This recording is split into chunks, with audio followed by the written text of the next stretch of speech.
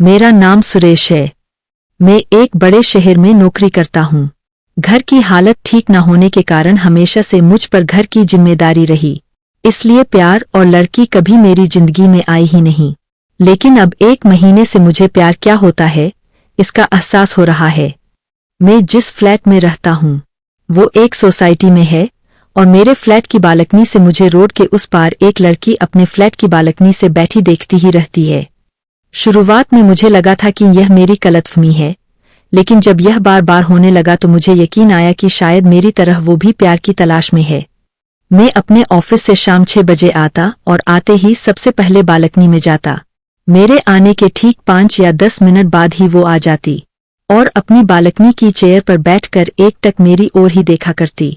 हम दोनों कभी एक दूसरे की तरह देखते, कभी देख कर सते। हमारे फ्लैट की दूरी इतनी थी कि हमारी आवाज एक दूसरे तक नहीं पहुंच सकती थी। शुरुआत में मुझे लगा कि मैं पागल हूं, लेकिन फिर धीरे धीरे मुझे यह अच्छा लगने लगा। हम दोनों करीब 1 घंटे तक ऐसे ही एक दूसरे की तरह देखा करते। फिर वो अंदर चली जाती।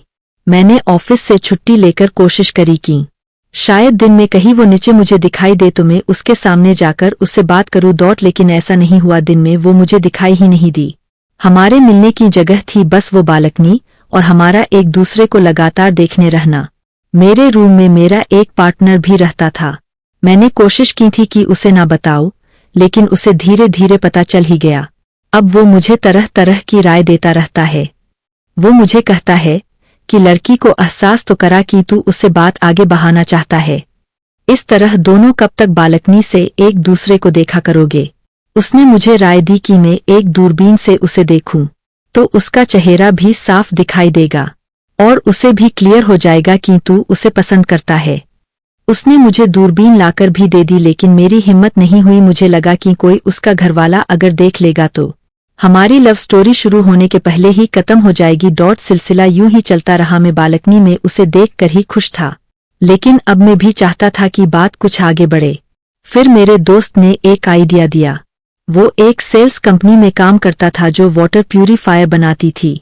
उसने कहा कि हम दोनों उस बिल्डिंग में सेल्स के लिए जाएंगे। मेरा मन अभी भी विचलित था। मेरे मन में सवाल थे कि कहीं उससे से मिलकर मुझे जो अभी खुशी मिल रही है वो भी कत न हो जाए। लेकिन अब मिलना जरूरी हो गया था। उसे भी एहसास होना चाहिए कि मैं उसे देखना चाहता हूँ। आखिर वो लड़की होकर पहले किसी भी बात की पहल तो कर नहीं सकती। आखिर मैंने अपनी दोस्त की बात मान ली और हम दोनों उसकी बिल्डिंग में जा पहुंचे। उसके फ्लैट के सामने जाकर मेरे पेट में जैसे कई तितलियां उड़ने लगी। सोच रहा था कि कहीं हमें देखते ही उसके घर में से कोई ना कहकर दरवाजा बंद ना कर दे। जी तो चाह रहा था कि वो ही दरवाजा खोले। दरवाजे की बेल बजाई। दरवाजा कोई अंकल ने खोला था। मेरे दोस्त ने अपनी रटी रटाई बात बोलना शुरू कर दिया। अंकल ने कहा नहीं, हमें नहीं चाहिए।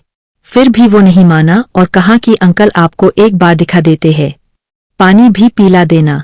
अंकल ने बोला हाँ ठीक है, अंदर आ जाओ। अंदर हाल में गए। सोचा था कि उनके घर जाते ही वो दिखाई देंगी, लेकिन ऐसा नहीं हुआ। बेडरूम के दरवाजे बंद थे। हम लोग अंकल को डेमो देने लगे। अंकल अच्छे थे, हमारी बात उन्होंने सुनी। हम लोग जानकर शाम को गए थे और मैंने सोचा था कि वो बालकनी में जब मुझे देखने जाएगी तो अपने ही घर में मुझे देखकर हैरान हो जाएगी। अब समय हो गया था और एक बेडरूम का दरवाजा खुला। सामने वो उसे देखकर मेरी तो धड़कनें रुक गई। बहुत सुंदर लग रही थी। उसकी नजरें मेरे पर ही। मुस्कान उसके चेहरे पर थी। मुझे लगा कि उसने मुझे पहचान लिया। जैसे ही वो बालकनी की ओर जाने लगी, अंकल खड़े होकर उसका हाथ पकड़ने लगे। उसने कहा मामा आपको रोज बताना पड़ता है, मैं खुद जा सकती हूँ। मैं हैरान और उसे ही देखता रहा। बालकनी का वो रास्ता छोटा था, लेकिन वो धीरे धीरे चल रही थी। अंकल हमारी ओर देखकर बोले मेरी भांजी है, यह देख नहीं सकती। रोज शाम को इसे बालकनी में खड़े होकर हवा खाना, शोर सुनना अच्छा लगता है। जिद्दी है, हाथ नहीं पकड़ने देती। कहती है आप अंधे हैं क्या जो मेरा हाथ पकड़ रहे हैं। मैं उसी की ओर देख रहा था। वो बालकनी में वैसे ही बैठी थी, उसी तरफ ही देख रही थी, वैसे ही मुस्कुराते हुए। हम वहां से आ गए, लेकिन हम दोनों को ही यह सुनकर बहुत बुरा लगा। मुझे लगा जिससे प्यार कर बैठा उसने तो मुझे देखा ही नहीं। फिर मैंने सोचा क्या फर्क पड़ता है, मैं अब भी रोज बालकनी में बैठता हूँ और उसकी तरह एकटक देखता रहता हूँ। मुझे बस यही चाहिए था, इससे आगे मैं सोच नहीं रहा था।